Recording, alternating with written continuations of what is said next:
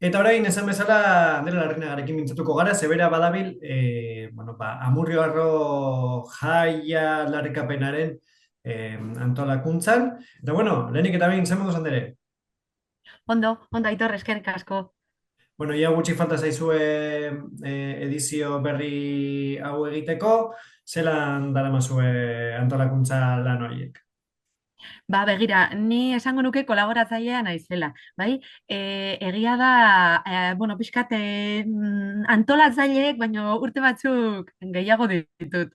Beraiek ni baino gaztetxuagoak dira, ni beraiekin kolaboratzen dut, baina beraiek da aramate antolakuntzaren gehiengoa. Nik bakarrik batu egiten naiz, azkenen ardurak banatzen direnean, apuntatu egiten naiz hau eta bestera kolaboratzera, eta beraiek daramate antolaketaren zama handiena. Orduan, ondo daramagu, baina beti badakizu, horrelako ekintza kolektibo batek beti eskatzen ditu mila gauza, mila ari, orduan urte osoaren aurrerapenarekin planifikatu behar da, baina gero azken momentuan, azken txanpa horretan beti lan asko dago, eta hori da, egin behar duguna egunotan. Mhm. Eta zuk aipatu duzu, ez, agian gaztetxuagoak direla nolabait hor talde txikiago horretan dabilen jendea, baina zer eraman zaitu zure kasuan Amurrio Arron parte hartzera eta laguntzera. Begira, nire familia naizeneko bazkidea da. Guku metrans bat dugu, oso harro gaude berataz, eta Amurrio Arron parte hartzea iruditzen zaigu ebe bai ezinbestekoa. Ezta? Ze transkomunitatearen alde egiten dugu asko naizenetik, gure elkartea oso aktiboa da, egon, transkomunitate umetan erabeentzako, baina gero baita ere importante iruditzen zaigu familia artean batzea LGTBIQ+ komunitate osoarekin, denekin bat egitea, ez da? Azkenean oso importanteak dira bakarkako errebindikazioak, baina baita ere kolektiboa, ez da? Eta hori lantzeko taldetxo hau sortu zenean 2022an jaio zelako, behirutu zitzaigun ere importantea honetan parte hartzea, ez da? Ze arro egunak dira egun inoiz baino gehiago egun bereziak aldarrikatzeko kolektibo guzti honen eskubideak eta beharrak, ze oraindik ere asko daude gizartean ere oraindik divulgazio asko egin behar da, ondo komunikatu eta bueno, bideak ireki azken finean. Mhm. Eta, aipatu duzu ez, komunitate osoarekin biltzearen beharra, zelan ikusten duzu egoera Amurrion? Azken urteotan, badago mugimendua, agian beste aurretik egonda, baina agian gehiago mugimendu feministak bultzatuta, eta orain komunitate anitzagoa daukazu, ez? Bai, gu pozik, azkenean taldetxoa sortu zenean eta arro egunaren antolaketaren arira, hortxe dago talde oso polit bat. Egia da, taldearen jaiotza izan zelaga nahiko mikatza, ze eraso bat sufritu zuen komunitatearen partaideetako bat, eta horrek behartu zituen gaztetxo hauek batzera, izateko elkarte bat azkenean beraiek eurek egiteko beren errebindikazioa eta pixkat kolektiboaren indar horretaz bereganatzeko. Gero, ondo gogoratzen baldin banaiz, estatutuak eta dana egin zituzten, eta ja, paper denekin elkarte bezala, ez dakite biztaratu ziren, eta gero ja, herriak ere bereganatu du, ezta? Bai jaialdia eta baita ere aldarrikapena, ezta? Nik behintzat Iruditzen zait baita ere transume baten ama bezala komunitate oso polita dugula, herriak onartzen duela guzti hau, estamentu denetatik, eta hori oso importantea da. Oso importantea da, eta baita ere herriak jai honetaz parte hartzea, ezta?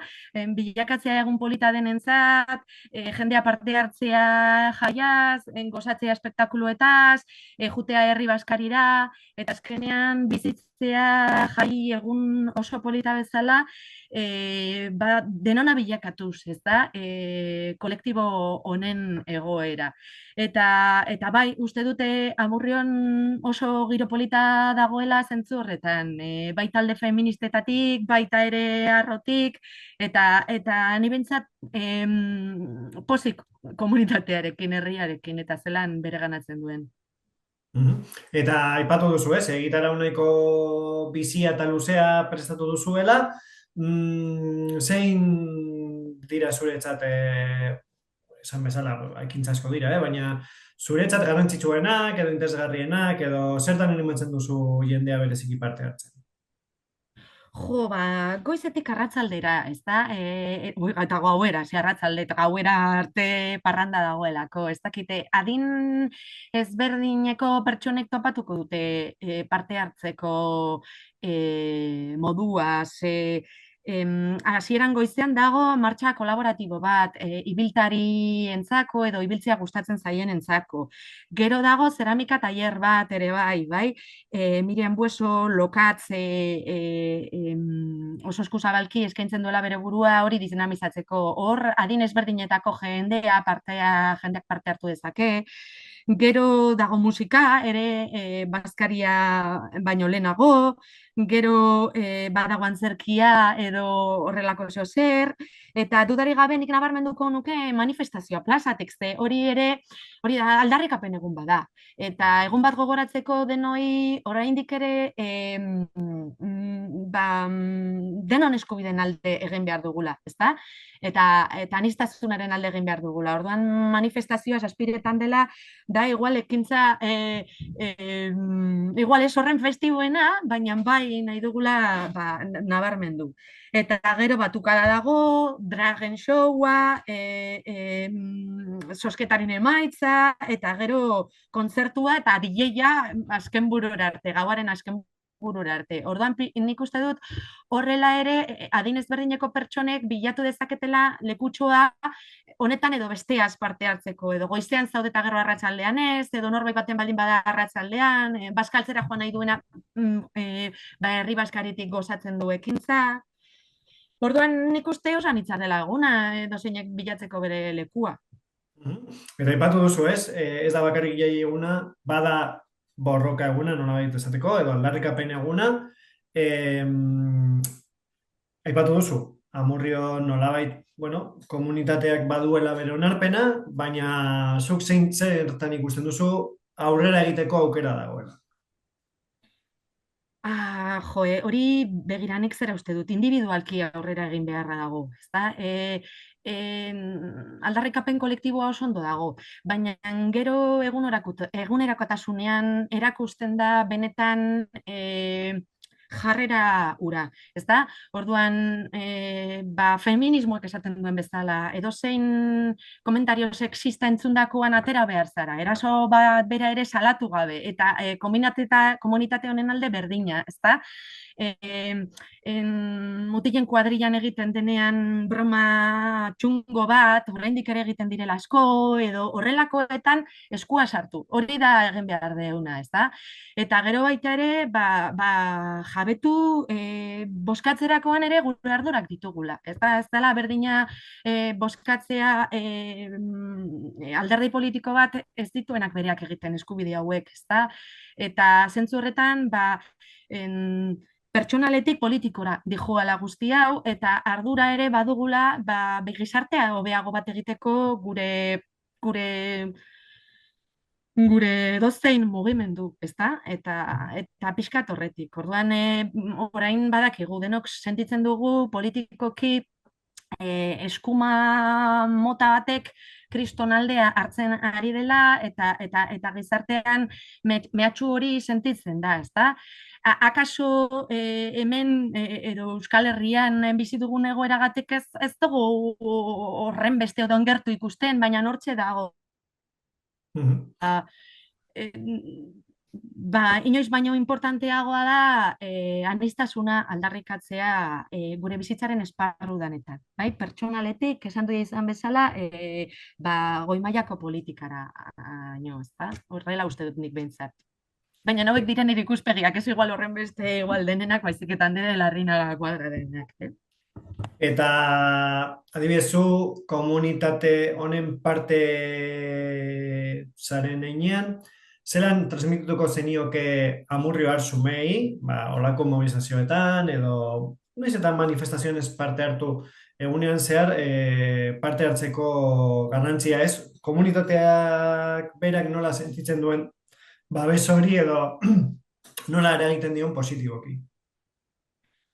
Begira, denok behar dugu nire ustez, nire lagun batek esplikatu zidan validazioarena psikologikoki duela gutxi, eta denok behar dugu validazioa, ezta? Eta azkenean ni zisa naiz, baina pertsona hauek beren gorputzen autodeterminazioaren elde egiten dute, beren bihotzaren sentimenduen autodeterminazioa egiten dute. Eta gertukoek onartzea eta poses bizitzea eta balidatzea pertsona hauen egoera da ezinbestekoa, ezta? Eta horrek kriston eragina dauka pertsona horrengan, ezta? Onartzen duzula eta maite duzula den bezala, ezta? Eta komunitate bezala hori sentiarazten baldin badiegu kolektiboko edozeini bueno, postazona eta da eragiten duguna, ezta? Azkenean sentitzen duzulako edo sentitzen dutelako gizartearen parte direla beste edozein bezala. Eta nik uste horretan datzala, mamia. Eta horren alde, egitea niri behintzat edo kolektibo honen partaidei ezinbestekoa iruditzen zaigu, ezta? Eta denok garen bezala onartuak izan alizatea. Eta eskubide hori badugu, nik hala uste du. Demokrazian eskubide hori badugu eta horren alde borrokatzea ez guzti zilegia da eta beharrezkoa da nire ustez. Ederto, Andere, mil esker, egitarauaren berri emateagatik, eta bueno, egitarauaren atzean dagoena ere azaltzeagatik, eta espero dugu, jendeak zure gonbidapen hori jasotzea, eta larun batean parte hartzea Amurrio egunean. Hori da, dana gonbidatzen ditugu, oso kostatzen du horrelako gauza bat antolatzeak, eta gonbidatzen dugu jende dana etortzera eta parte hartzearaz girora, edozein ekintzara, manifestaldira, bakoitza batu dadila ondo datorkion momentuan, eta etorri daitezela gozatzera aniztasunez, ezta? Ederto, mil esker, eta sorte hon larun batean, guraldiarekin eta berrarekin. Bai, eskerrik asko, Aitor. Laster arte. Zuri aieraldiakoei honetan interesa erakusteagatik ere. Horretarako gaude. Bai. Mil esker.